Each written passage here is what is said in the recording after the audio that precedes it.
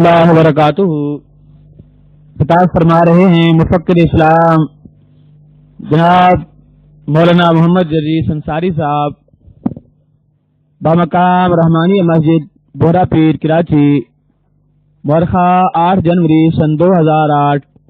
موضوع ہے رد شرک، حصہ اول۔ یاد رکھیے اسلامی کیسٹوں کا مرکز سلفی کیسٹ سینٹر، منظور کالونی، گجر چوک، کراچی۔ شرور انفسنا ومن سیئات اعمالنا من يهده الله فلا مضل له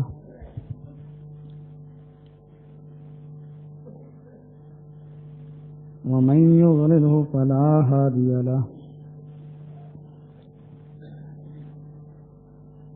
وأشهد أن لا إله إلا الله وحده لا شريك له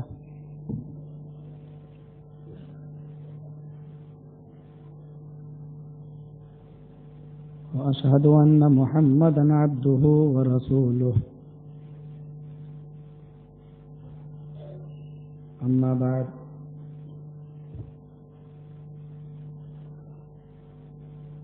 فإن خير الحديث كتاب الله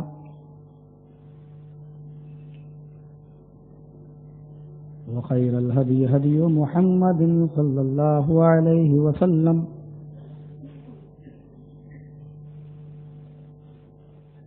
وشر الأمور محدثاتها وكل محدثة بدعة وكل بدعة ضلالة وكل ضلالة في النار۔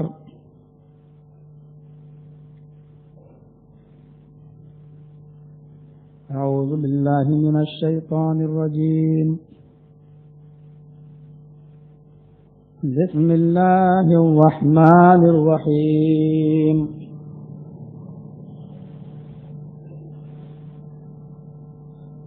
وما خلقت الجن والإنس إلا ليعبدون۔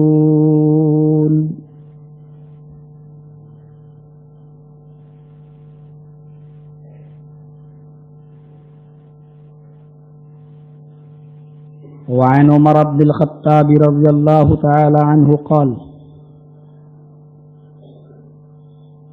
بينما نحن عند رسول الله صلى الله عليه وسلم ذات يوم إذ طلع علينا رجل شديد بياض الثياب وشديد سواد الشعر لا يرى عليه أثر السفر ولا يعرف منا أحد، حتى جلس إلى النبي صلى الله عليه وسلم فأسند ركبتيه إلى ركبتيه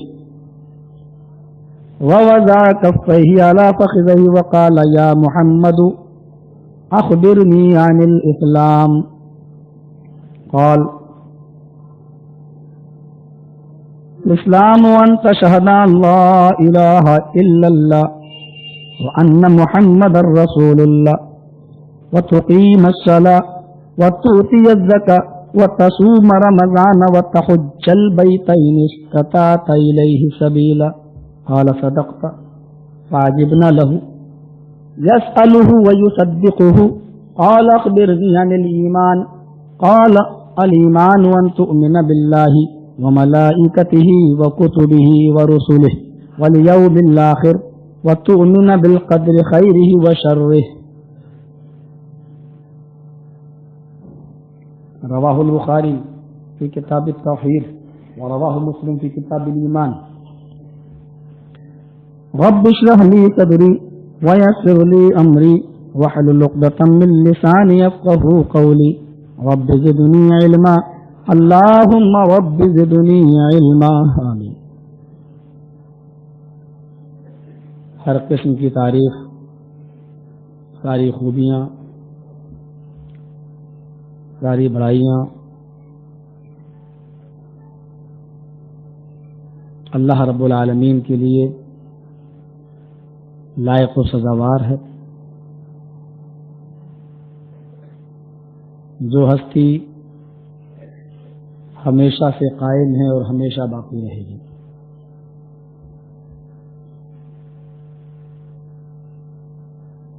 وہ اللہ جس نے ہمیں اور آپ کو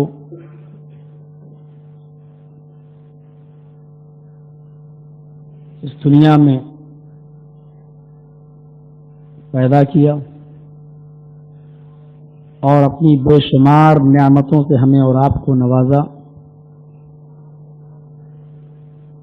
اگر ہم اللہ رب العالمین کی نعمتوں کو شمار کرنا چاہیں تو ہم نہیں کر سکتے۔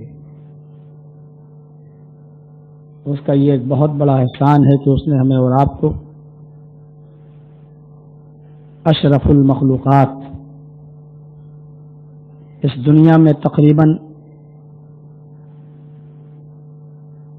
84,000 کتاب و سنت کی کوئی تحقیق نہیں ہے، ماہرین رضیات کی تحقیق کے نظر سے،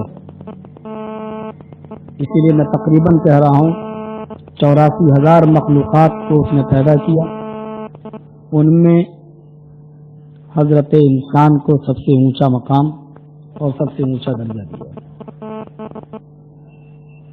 پھر اس کا ایک عظیم احسان یہ ہے کہ اس نے ہمیں اور آپ کو امت محمدیہ میں پیدا کیا۔ اس کا پھر ایک عظیم احسان ہمارے اوپر یہ ہے کہ اس نے ہمیں اور آپ کو دنیا کی تمام کتابوں میں سب سے افضل کتاب قرآن کریم عطا فرمائی۔ اس کا ایک عظیم احسان یہ بھی ہے کہ اس نے ہمیں اور آپ کو جناب محمد رسول اللہ صلی اللہ علیہ وسلم کا امتی ہونے کا شرف بخشا، اور انہی احسانات میں سے ایک احسان یہ ہے کہ امت محمدیہ میں بھی ہمیں اس جماعت میں اس نے ہم کو رکھا جو صرف اللہ اور اس کے رسول کی دعوت و تبلیغ اور اسی منہج کو اسلام سمجھتی ہے، تیسری چیز کو وہ اسلام کا جز نہیں مانتی۔ اور اس کی تائید ابن ماجہ کی اس حدیث سے ہوتی ہے، راوی حدیث کہتا ہے کہ اللہ کے نبی صلی اللہ علیہ وسلم ایک مرتبہ بیٹھے ہوئے تھے اور آپ نے ایک سیدھی لائن کھینچی، خط النبی صلی اللہ علیہ وسلم خطن وخط خطین عن یمینہ وخط خطین عن شمالہ، ایک سیدھی لائن کھینچی، پھر اس کے دائیں طرف 2 لائنیں کھینچی اور اس کے بائیں طرف 2 لائنیں کھینچی۔ جو 2 لائنیں دائیں طرف اور 2 لائنیں بائیں طرف کھینچی تھی، آپ نے ان چاروں لائنوں پر لکھا ھذا سبیل الشیطان، ھذا سبیل الشیطان، ھذا سبیل الشیطان، ھذا سبیل الشیطان، اور جو سیدھی لائن آپ نے کھینچی اس پہ لکھا ھذا صراط مستقیم۔ اور آپ نے فرمایا کہ یہ سیدھی لائن جو گئی ہے یہ سیدھا راستہ ہے کتاب اللہ کا، یہ سیدھا راستہ ہے محمد رسول اللہ کی سنت کا، یہی سیدھی سڑک ہے جو جنت الفردوس تک گئی ہے، اور یہ 2 دائیں اور 2 بائیں جو راستے گئے ہیں یہ چاروں راستوں کی طرف اشارہ کیا کہ یہ شیطانی راستے ہیں۔ ایک طرف نبی اکرم کی یہ حدیث اور دوسری طرف وہ حدیث اٹھائیے جس کے بارے میں اللہ کے نبی نے فرمایا تھا کہ تفرقت بنو اسرائیل 72 ملتا وتفترق امتی علی 73 ملتا كلهم في النار الا ملة واحدة قالوا من هم یا رسول اللہ قال ما انا علیہ واصحابی رواہ ترمذی فی ابواب الفتن، امام ترمذی اس کو ابواب الفتن میں لایا کہ بنی اسرائیل تو 72 فرقوں میں بٹ گئی تھی اور میری امت 73 فرقوں میں بٹ جائے گی.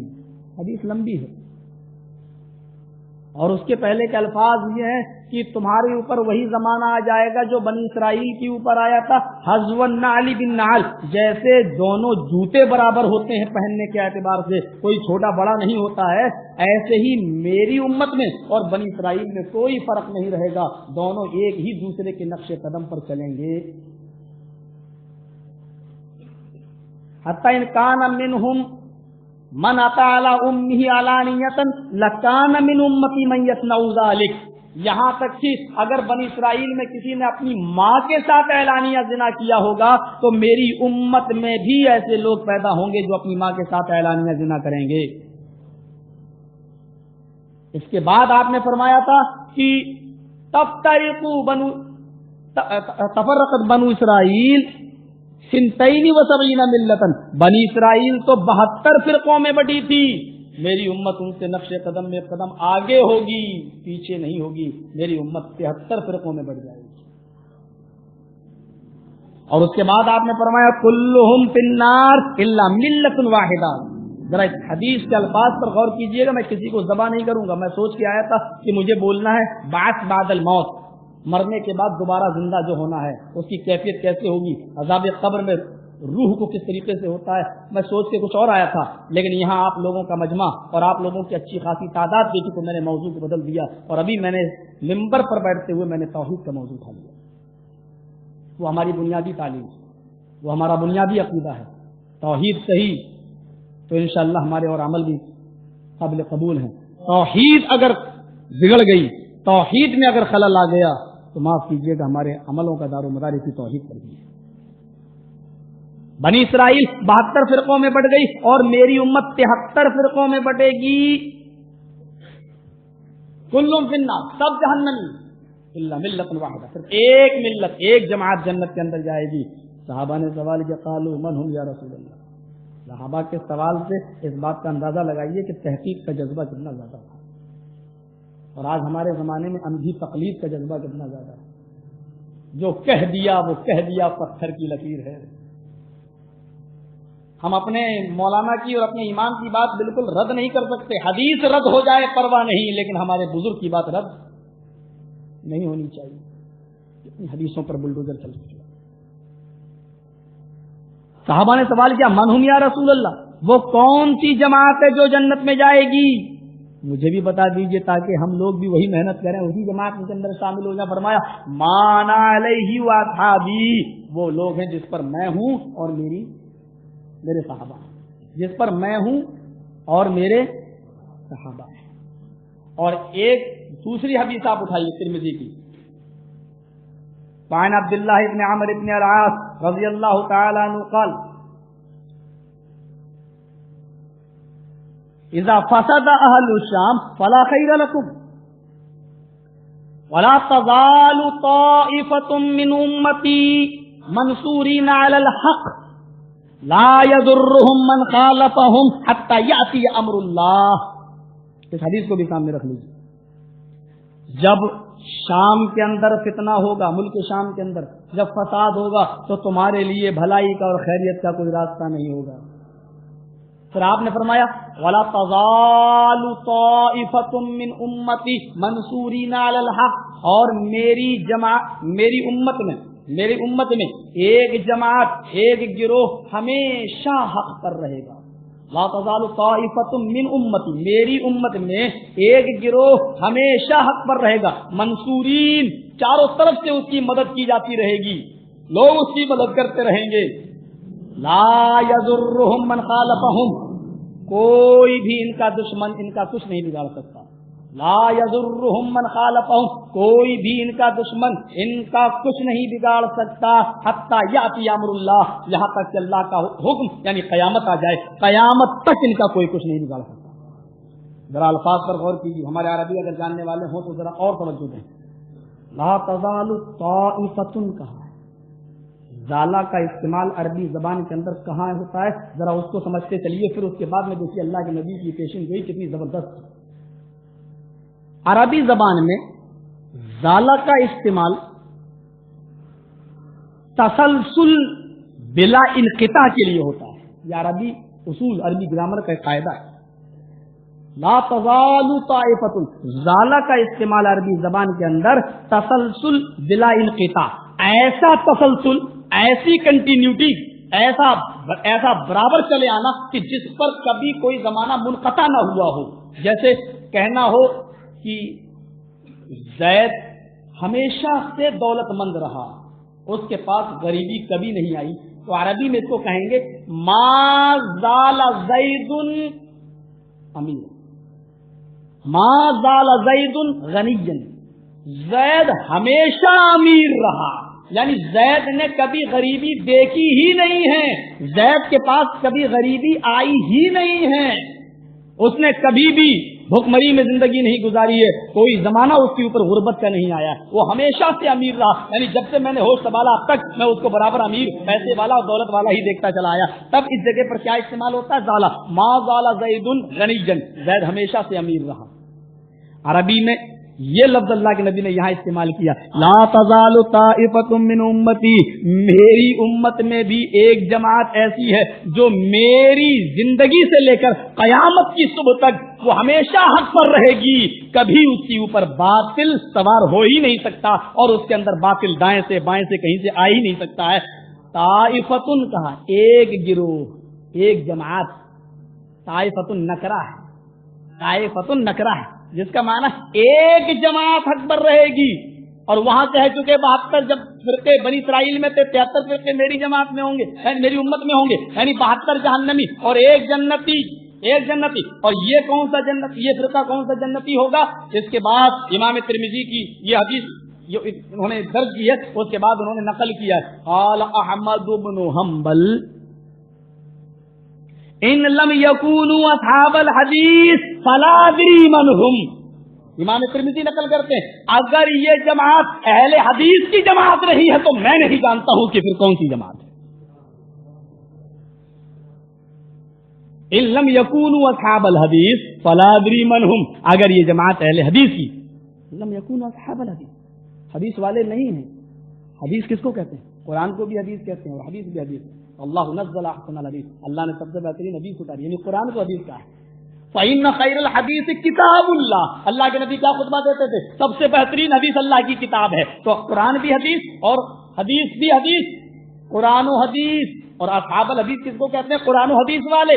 اگر یہ قرآن و حدیث والی جماعت نہیں ہے، اگر یہ اہل الحدیث اور اصحاب الحدیث نہیں ہے، ان لم یکونوا اصحاب الحدیث فلا ادری من هم، تو میں نہیں جانتا ہوں کہ پھر کون لوگ ہیں جو جنت میں جائیں گے، میں نہیں جانتا. احمد ابن حنبل نے یہ کہا. اور ہمارے بھائی کو بڑے غلے سے کہتے ہیں چاروں امام چاروں برحق، تو امام احمد ابن حنبل بھی برحق تھے، ان کی یہ بات بھی برحق ہے. اگر یہ جماعت اہل حدیث کی جماعت نہیں تو میں نہیں جانتا ہوں. ایک حدیث میں آپ نے فرمایا کہ ایک جماعت جنت میں جائے گی، ایک میں آپ نے فرمایا کہ 72 فرقے بنی اسرائیل میں تھے، میری امت میں 73 فرقے ہوں گے. لیکن آپ نے ایک لائن سیدھی کھینچ کر 2 دائیں اور 2 بائیں، ان لائنوں کو کھینچ کر چاروں لائنوں پر یہ لکھ دیا کہ یہ شیطانی راستے ہیں، اور جو سیدھا راستہ تھا اس پر یہ لکھ دیا آپ نے کہ یہ صراط مستقیم یہی ہے. ذرا غور کرو کہ فرقے تو 72 جہنمی ہیں، لیکن 4 ہی کی طرف اشارہ کر کے کیوں گئے اور لائنیں 4 ہی کھینچ کر کیوں گئے؟ میرے بھائیوں، کہیں اس بات کی طرف اشارہ تو نہیں تھا کہ میرے انتقال کے بعد لوگ 4 ہی اماموں کو زیادہ مانیں گے اور یہ کہیں گے کہ 4 ہی امام آئے، ان میں سے کسی ایک کی تقلید کر لو، کسی ایک کو مان لو، تم جنتی ہو جاؤ گے؟ کہیں اس طرف اشارہ تو نہیں ہے. اور اگر ہے اس طرف اشارہ تو میرے بھائیوں پھر ہمیں بھی ترکت فیکم امرین لن تضلوا ما تمسکتم بہما کتاب اللہ و سنتی، اس حدیث کو لازم پکڑ لینا چاہیے کہ میں تمہارے درمیان 2 چیزیں چھوڑ کر جا رہا ہوں، 4 اماموں کو نہیں، تورات زبور انجیل کو نہیں، ہم تمہارے درمیان کسی پیر ولی کو نہیں، ہم تمہارے درمیان کوئی اور چیز مشعل راہ کے طور پر چھوڑ کر نہیں جا رہے ہیں، بلکہ 2 چیزیں چھوڑ کر جا رہے ہیں، کتاب اللہ و سنتی، ایک اللہ کی کتاب اور دوسری میری سنت. ذرا تصور کیجئے کہ 72 فرقے تو جہنمی ہیں، لیکن 4 راستوں 4 لائنوں پر لائن کھینچ دینا، ایک لائن سے 4 لائنوں کو ملا دینا، یہ کیا معنی رکھتا ہے؟ کبھی آپ نے اس طرف غور بھی کیا؟ یہ تھوڑی سی تشریح کی. آئیے قرآن نے کیا کہا؟ ہمارے بہت سے بھائی بھی، ہماری جماعت کے بہت سے بھائی بھی توحید سے بہت جلدی دامن، 'ہٹا لیتے ہیں. 'سمجھتے ہی نہیں ہے کہ توحید کیا ہے. 'ہمارے بھائی بھی توحید سے بہت جلدی دامن ہٹا لیتے ہیں. 'سمجھتے ہی نہیں ہے کہ توحید کیا ہے. 'ہمارے بھائی بھی توحید سے بہت جلدی دامن ہٹا لیتے ہیں. 'سمجھتے ہی نہیں ہے کہ توحید کیا ہے. اگر ہم نماز پڑھنے اس لیے آئے جمعے کی کہ یار جمعے کو تو پڑھ لو کم سے کم، نہیں تو محلے والے کہیں گے کتنا بڑا کمینہ ہے، دیکھو جمعے تک کی نماز نہیں پڑھتا ہے، یہ بھی شرک ہے۔ اب ہم محلے والوں کو دکھانے کے لیے چلے آئے، من صلی یرائی فقد اشرک، جس نے کسی کو دکھانے کے لیے نماز پڑھی اس نے بھی شرک کیا، اس نے بھی شرک کیا۔ ہم مسجد کے ممبر پہ کھڑے ہو کر سود بیاج کے خلاف اس لیے تقریر نہیں کر رہے ہیں کیونکہ مجھے معلوم ہے کہ اس مسجد کا متولی سود اور بیاج کھاتا ہے، یہ بھی شرک، کیونکہ ہم یہ سمجھ رہے ہیں کہ وہ ہم کو نوکری سے ہٹا دے گا، ہم کو امامت و خلافت سے ہٹا دے گا، گویا کہ ہم نے اس کو رزاق سمجھ رکھا ہے۔ یہ توحید ہماری جماعت کے احباب کو بھی سمجھنا چاہیے کہ توحید کا معاملہ اتنا نازک نہیں ہے کہ ہم جب چاہیں جو کہہ دیں۔ اللہ کے رسول تو یہاں تک فرماتے ہیں کہ اگر کسی نے دوا دی اور ہم نے کھا لی اور کسی نے یہ کہہ دیا کہ فلاں ڈاکٹر کی دوا فائدہ کر گئی، تو یہ بھی شرک ہے۔ یہ کہنا چاہیے کہ اللہ تعالیٰ نے فلاں طبیب اور حکیم کی دوا میں بڑی شفا رکھی ہے اور اللہ کے حکم سے اس حکیم کی دوا نے مجھے فائدہ پہنچایا ہے۔ شرک چیونٹی کی چال سے بھی زیادہ باریک ہے۔ وما خلقت الجن والانس الا لیعبدون، میں نے جناتوں کو اور انسانوں کو اس لیے پیدا کیا۔ جن کا لفظ پہلے استعمال ہوا اور ان کا لفظ بعد میں، اس بات کی دلیل ہے کہ انسانیت سے پہلے جنات کی تخلیق ہوئی۔ وما خلقت الجن والانس الا لیعبدون، میں نے جن کو اور انس کو، جناتوں اور انسانوں کو اس لیے پیدا کیا تاکہ وہ میری ہی عبادت کریں۔ عربی جاننے والوں کو یہ بھی معلوم ہوگا کہ ما نافیہ کے بعد جب اللہ کے ذریعے کسی چیز کو مستثنی کیا جاتا ہے تو معنی میں زیادتی پیدا ہوتی ہے اور حصر کا معنی پیدا ہو جاتا ہے۔ وما ما نافیہ آ رہا ہے، وما خلقت الجن والانس الا لیعبدون۔ اب اس کا ترجمہ یہ ہوگا کہ ہم نے جن اور انسانوں کو صرف اور صرف اپنی عبادت ہی کے لیے پیدا کیا ہے اور کسی مقصد کے لیے پیدا نہیں کیا۔ مولوی صاحب صرف عبادت ہی کرتے رہے، سجدے پہ سجدے کرتے رہے، بچوں کو پڑھائے گا کون؟ روزی روٹی کون کمائے گا؟ یہ بھی ہماری بھول ہے کہ ہم ان چیزوں کو بھی عبادت سے الگ سمجھ رہے ہیں۔ بیوی کے لیے کمانا یہ بھی عبادت ہے، بچوں کے لیے روزی روٹی کا انتظام کرنے کے لیے گھر سے نکلنا یہ بھی عبادت ہے۔ ان حرام خور مولویوں کی طرح مت بن جاؤ جو گئے مسجد میں بیٹھ گئے سبحان اللہ سبحان اللہ سبحان اللہ، صبح سے شام ہو گئی، کیا ہو گیا صاحب اب تو یہیں پڑے رہیں گے، کھانا کہاں سے آئے گا؟ اللہ دے گا۔ محلے والوں کے ٹکڑوں پہ پل رہا ہے۔ قرآن نے بہت سختی سے منع کیا۔ فَإِذَا قُضِيَتِ الصَّلَاةُ فَانتَشِرُوا فِي الْأَرْضِ، اسلامی کیسٹ مرکز سلفی کیسٹ سینٹر منظور کالونی گجر چوک کراچی۔ جب تم نماز پڑھنے کے لیے جاؤ مسجد کے اندر، جب نماز پوری کر لی جائے، فَإِذَا قُضِيَتِ الصَّلَاةُ، جب نماز ختم ہو جائے، نماز پڑھ لو، اب تم مسجد میں مت بیٹھو۔ فَانتَشِرُوا فِي الْأَرْضِ، اٹھو بھاگو نکلو، مسجد سے باہر جاؤ، زمین میں پھیل جاؤ۔ کہاں کا اللہ نے کہ وہیں بیٹھ کر سبحان اللہ الحمدللہ کے ورد رٹو، بیوی بھوکی مر جائے، بچے بھوکے مر جائیں، تم کہو کہ اللہ دے گا۔ کہاں کہا ہے کہ تم عبادت نہ کرو؟ یہ کہا ہے کہ مسجد میں بیٹھے رہو، عبادت کا وقت عبادت کرو۔ تو جب نماز پوری ہو جائے، فانتشروا فی الارض وابتغوا من فضل اللہ، اور اللہ نے جو روزیاں دی ہیں اس میں رزق حلال تلاش کرو، اللہ کی روزی تلاش کرو۔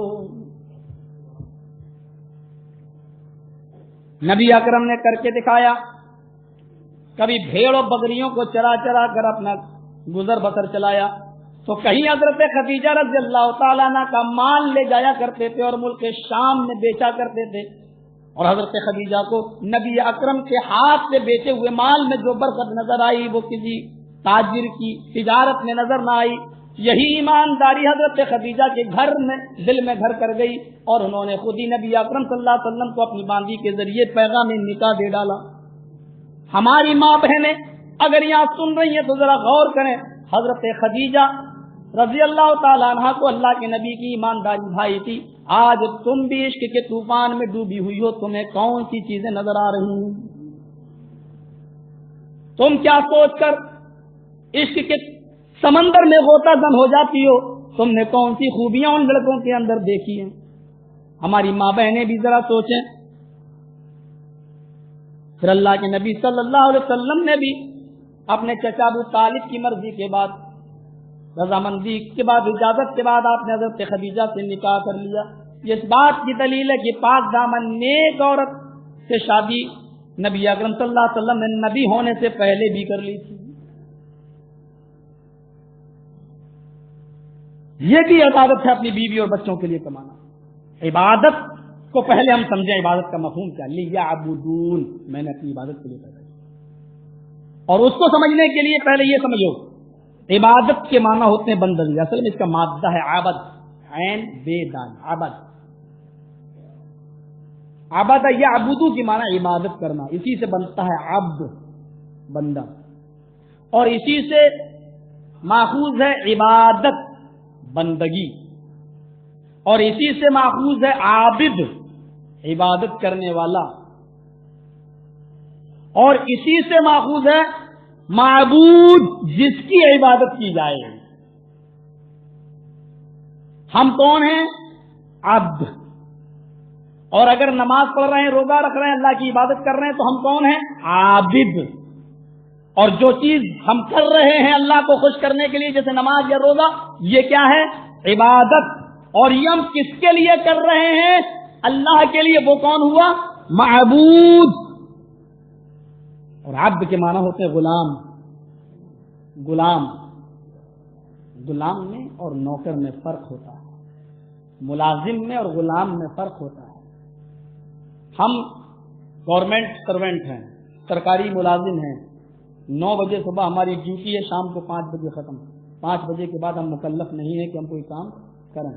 ہم مزدور ہیں, آپ نے ہمیں مزدوری پہ رکھا ہے, مکان بناؤ. ہم صبح 9 بجے گئے, 5 بجے ہماری ڈیوٹی ختم. آپ کو صبح سے شام تک جو محنت ہم نے کی وہ پیسہ آپ کو دینا پڑے گا. اب 5 بجے کے بعد آپ ہم سے کام نہیں لے سکتے ہیں. اور اگر آپ کہتے نہیں میرا کام کریے, تو آپ کو اوور ٹائم الگ سے فیس اس کی الگ سے دینا پڑے گی. اور وہ میری مرضی پر ڈیپینڈ ہے. میں کرنا چاہوں گا تو کروں گا, نہیں کرنا چاہوں گا تو آپ ہمارے اوپر زبردستی حکم نہیں چلا سکتے. یہ ہے ملازم.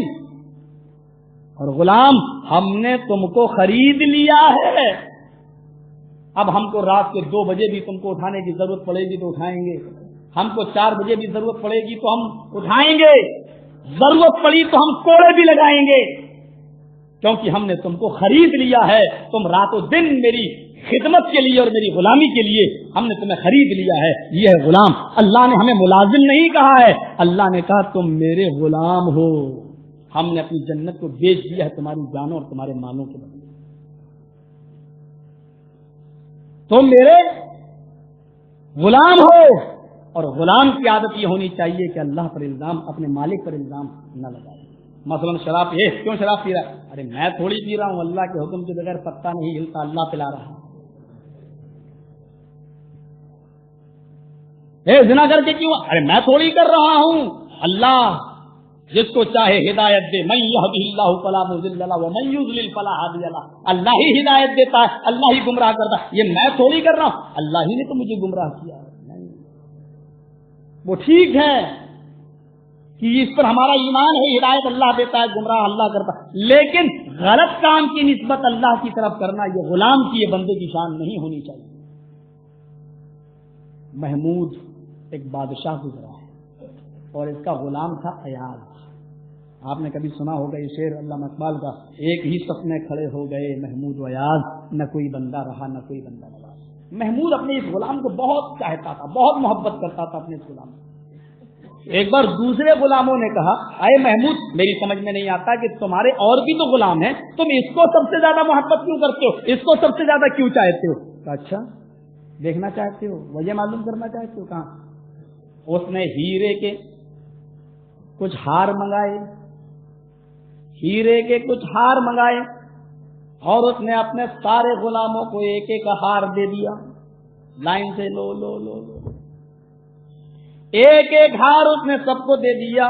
उसी लाइन में अयाज भी खड़ा था, उसका गुलाम, उसने अयाज को भी हीरे का एक हार दिया ताकि गुलामों में तफरीक न होने पाए। उसके बाद में उसने एक एक हथौड़ा सबको दे दिया, ये पकड़ो, ये पकड़ो, ये पकड़ो। और उसने कहा, गुलामों, तुम अपने अपने हीरे के हारों को तोड़ दो जो मैंने तुमको दिया था, ये हथौड़ा मारो और हीरे को चकनाचूर कर दो, हीरों को।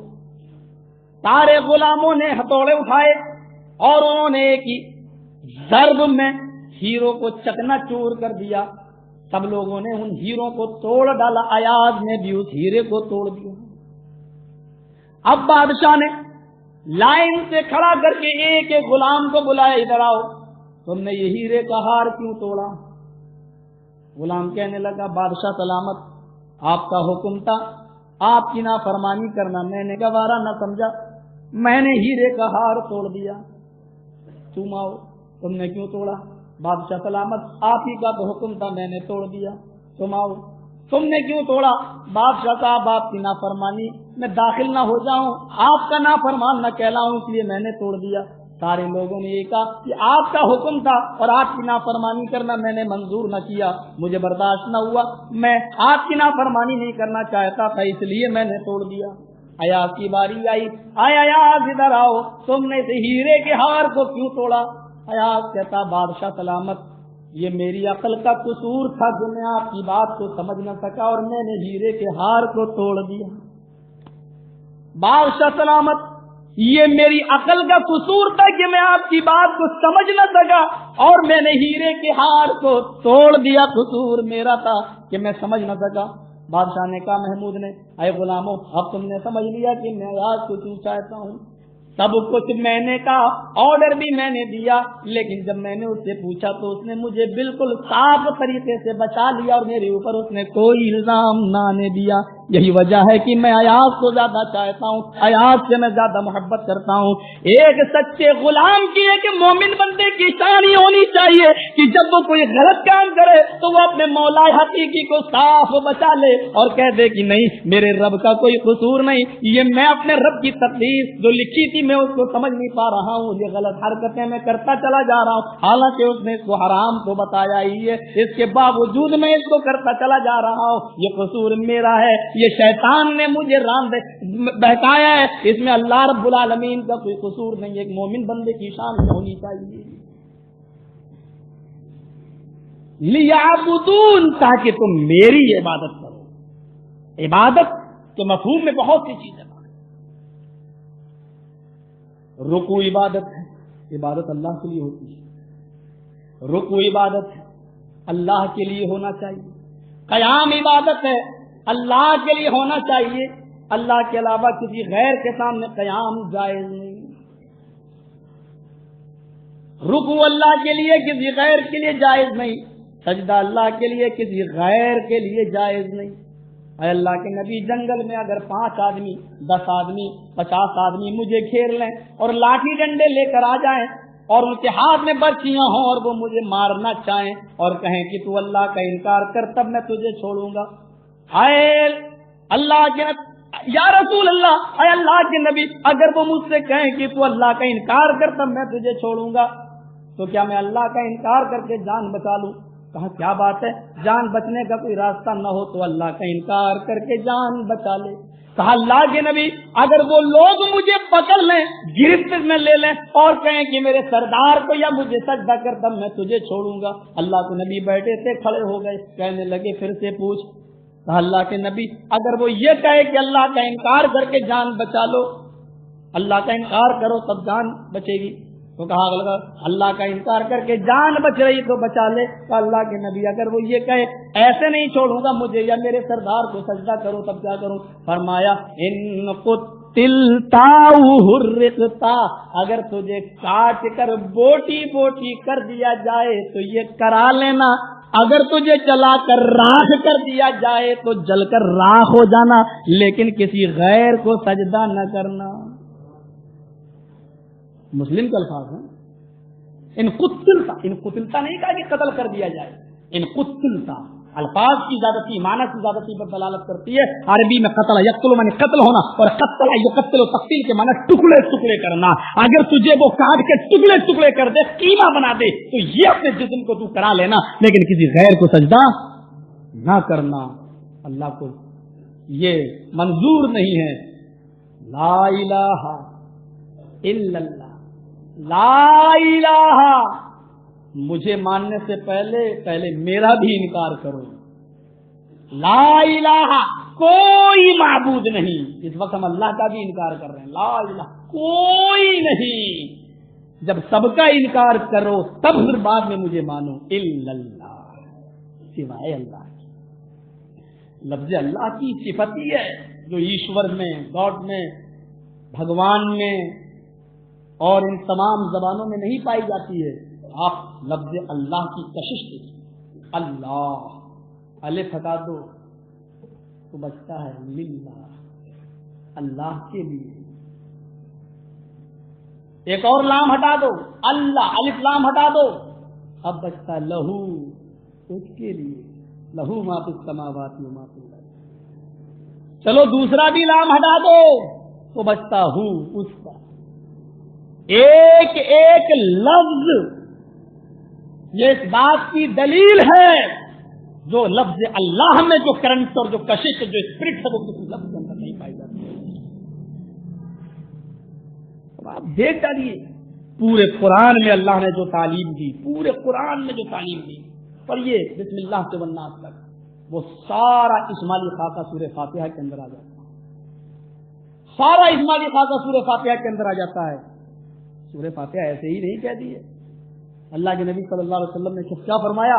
مسلم شریف کی حدیث اٹھاؤ, قسمت الصلاۃ بینی و بین عبدی نصفین, میں نے اپنی نماز کو اپنے اور اپنے بندے کے درمیان آدھا آدھا بانٹ دیا. دیکھیے اللہ نے سورہ فاتحہ کو نماز کہا ہے.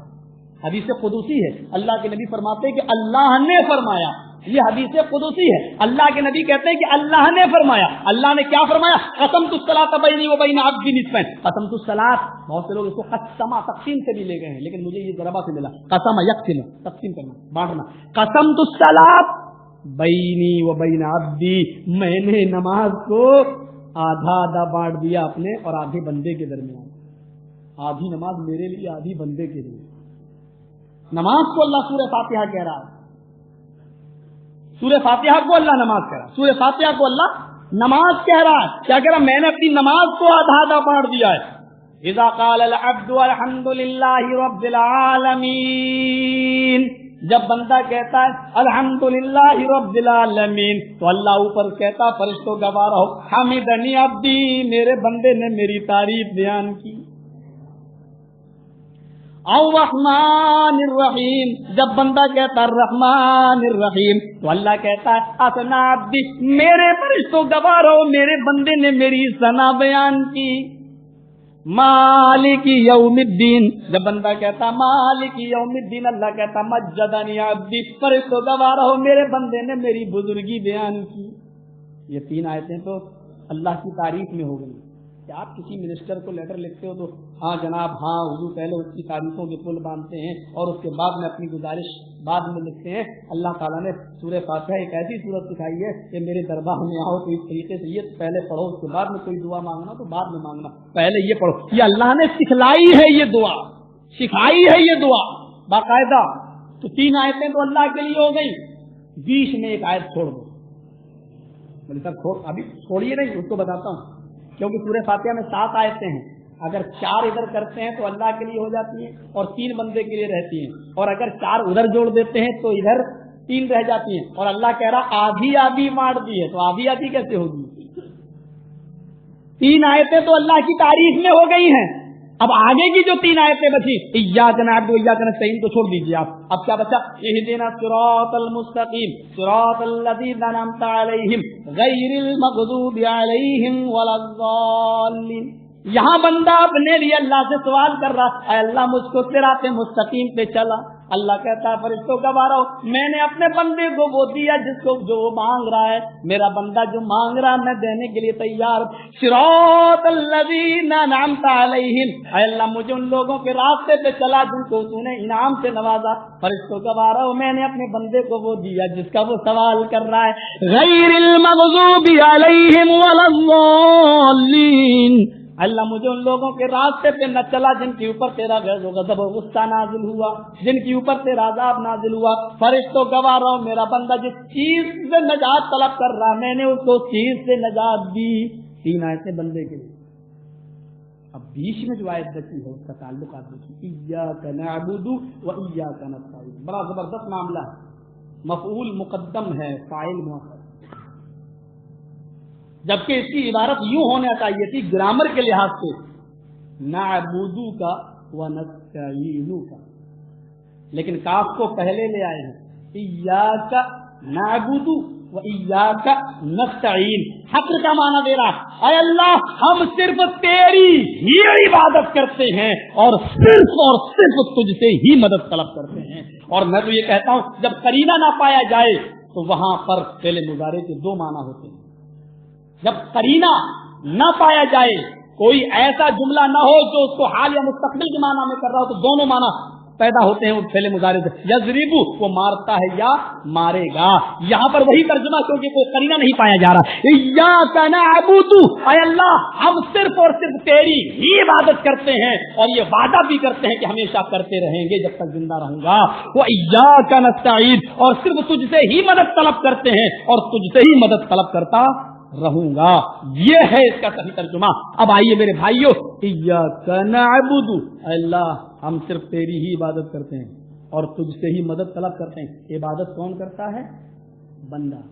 اور مدد کون کرتا ہے؟ اللہ.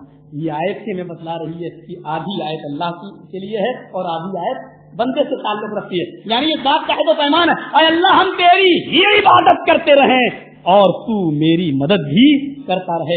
عبادت کرنا میرا کام, مدد کرنا تیرا کام. اے اللہ ہم عبادت کرتے رہیں گے, تو میری مدد کرتا رہے. آدھی آیت اللہ کے لیے, آدھی آیت بندے کے لیے. 3.5 ادھر 3.5 ادھر. اور اللہ کہہ رہا اب ہم تو صلاۃ بینی و بین عبدی رفعین, میں نے اپنی اس نماز کو اپنے اور اپنے بندے کے درمیان آدھا آدھا بانٹ دیا ہے. اللہ سورہ فاتحہ کو نماز کہہ رہا ہے. اب خود فیصلہ کر لو, بندہ نماز میں اگر نماز ہی کو نہ پڑھے تو اس کی نماز ہوگی یا نہیں ہوگی, مجھے کہنے کی ضرورت نہیں ہے, مجھے ذبح کرنے کی ضرورت نہیں ہے. یہ نماز ہے, اللہ تعالیٰ نے اس کو نماز کہا ہے. اور جو بندہ نماز میں نماز ہی کو نہ پڑھے اس کی نماز ہوگی یا نہیں ہوگی وہ خود سمجھ لے, خود فیصلہ کر لے. اور اللہ کہہ رہا مسلمان کو میں نے سکھائی ہے اہدنا الصراط المستقیم.